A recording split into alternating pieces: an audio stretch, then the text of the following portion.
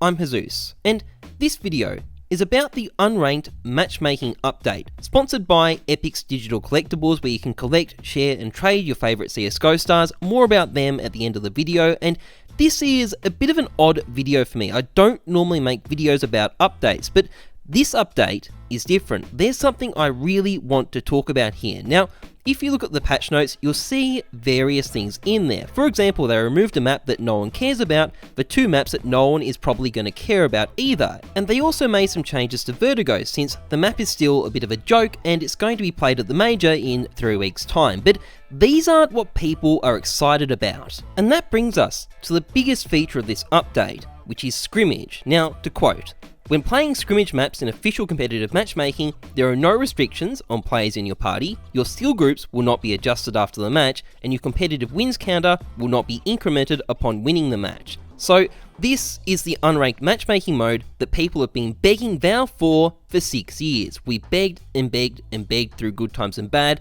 and finally Valve has delivered. And it's Scrimmage that really has me interested, because I think this is going to be great for the game in multiple ways, and I want to talk about that. So, first of all, what the hell took Valve so long? They knew we wanted this mode, but they waited 6 years to introduce it. What the hell?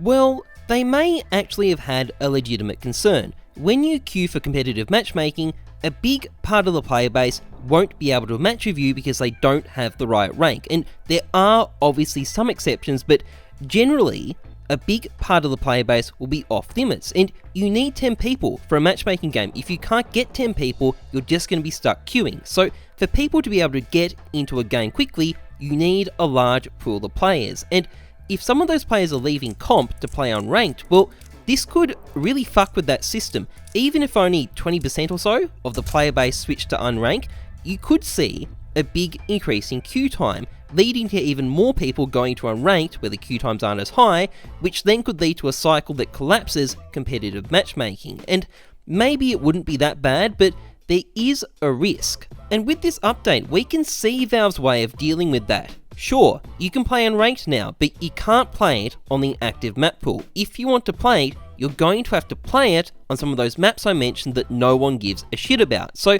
this is a big disincentive for anyone who wants to try unranked matchmaking, but it's by design. It's so people won't abandon competitive matchmaking. It's to minimize that risk. But this, in turn, also leads to a positive outcome, because one of the problems CSGO has had is that it's very hard for new maps to actually get any traction in the map pool. It's an angles and positioning based game, and you're at a huge disadvantage if you don't know the map. And new maps are often pretty terrible anyway. They need to be playtested to get good, and no one wants to do that. So in the past, Valve has essentially had to force new maps onto us, like Overpass and Cobble, and more recently with their remake of Vertigo.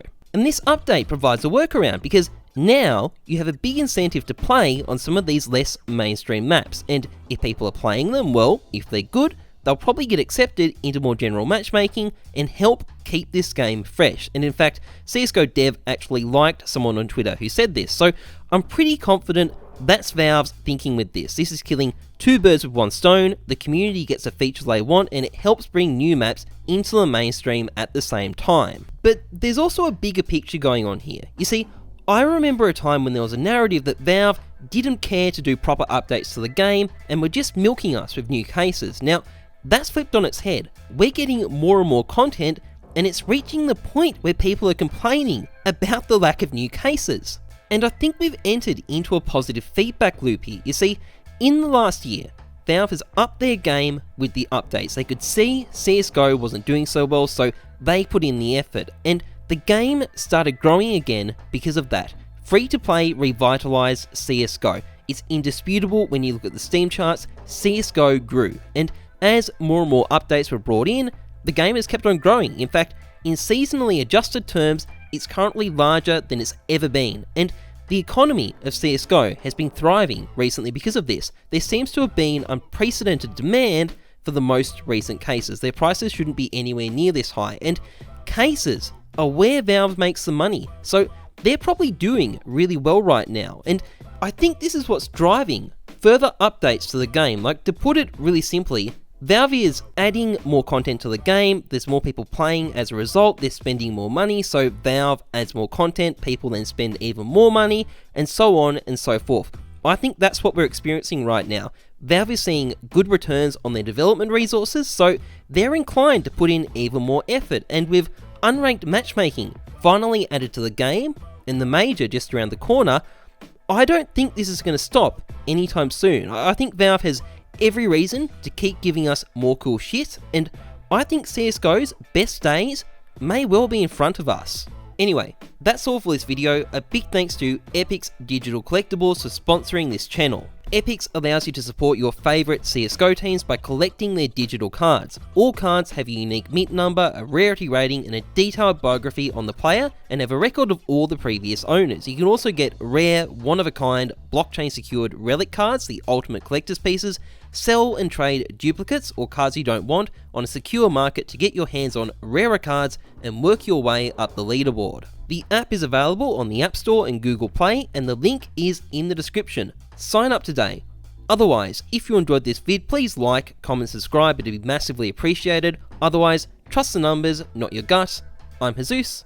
Thanks for watching. See ya.